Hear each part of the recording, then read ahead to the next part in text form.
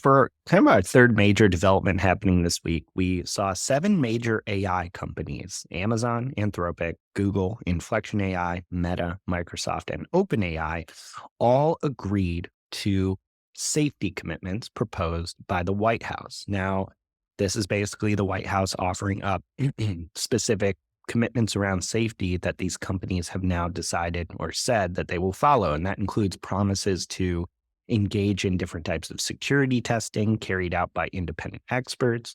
It includes using digital watermarking to identify AI generated versus human generated content.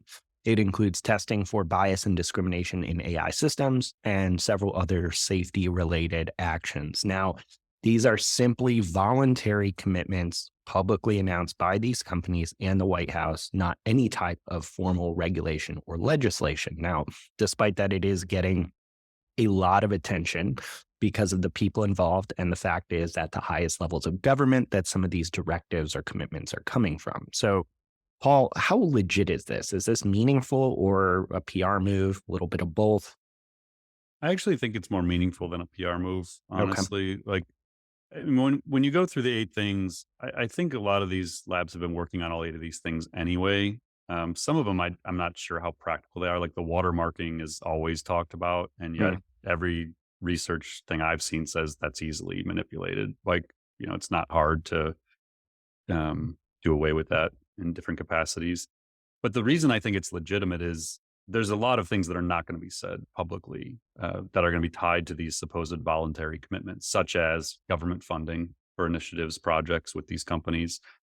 They're all going to be facing some ongoing massive legal disputes that they could use the government in their corner on. And so I would imagine there's some promises being made, wink, wink, like, these cases with the DOJ or heading to the Supreme Court might be nice if, you played nice with the government. So, yeah, voluntarily commit to these things. But if you don't do them, then maybe we won't be as helpful in your future endeavors. And then the other thing is just the US interest in winning the AI battle. Mm.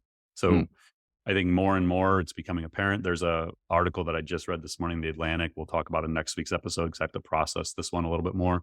But they were asking Sam Altman about, the US versus China. And I think sometimes in article quotes, if you know what to look for, there's some really telling things that are said by the people at OpenAI and some other executives, but OpenAI executives in particular seem Mm. to like to tip their hand a bit with their quotes.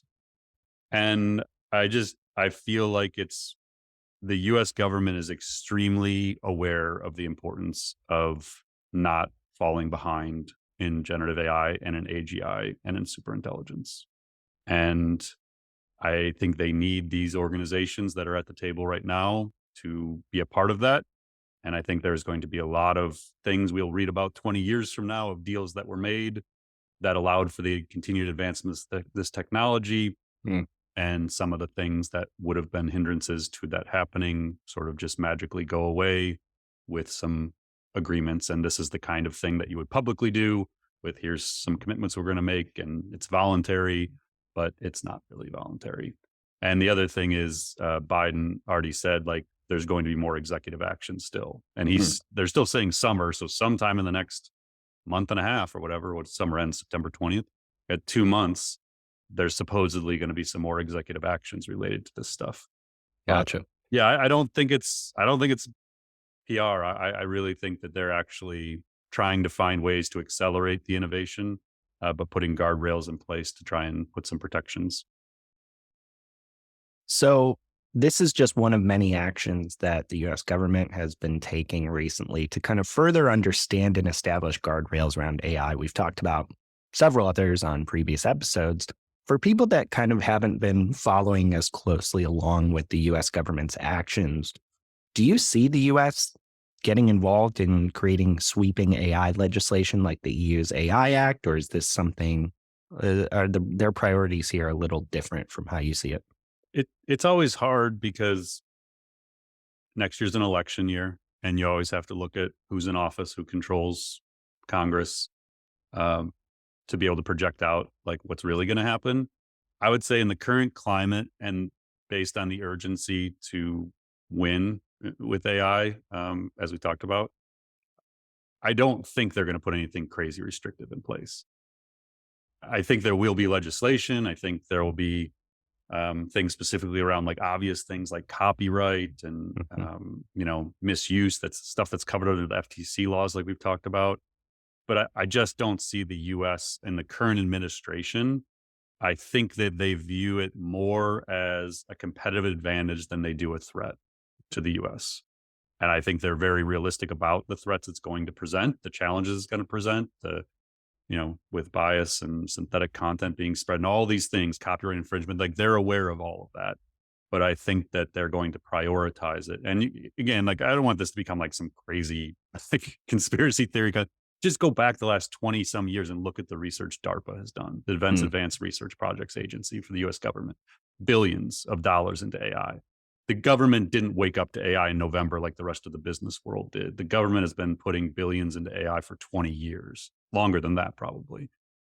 They're fully aware of the power and potential of AI, and I don't see them stopping because like I said, I think they view this as a more of a competitive advantage in many areas than they do a threat, and they just can't stop it. Like it would not be wise for them to do that. Yeah, DARPA is a really good example because people sometimes don't realize, yeah, not at all conspiracy. For decades, technologies like GPS or the internet were first developed for government Surrey, military applications, defense applications, or just government lab applications, and then became commercially available. So it doesn't seem like AI is Neuralink, any Elon, different. Yeah. Elon Musk's company, that was Yep. DARPA technology.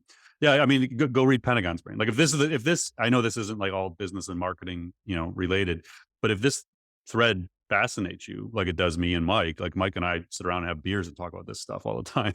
Mm. Go read Pentagon's Brain by Annie Jacobson. Like it'll blow your mind. And that book Mm. was written 7 years ago. Yeah. I mean, I'm just like, I would love Pentagon's Brain too. Like, I would love to know what Annie knows Yeah. about what has been going on in the last 10 years. But yeah, it's a fascinating thing.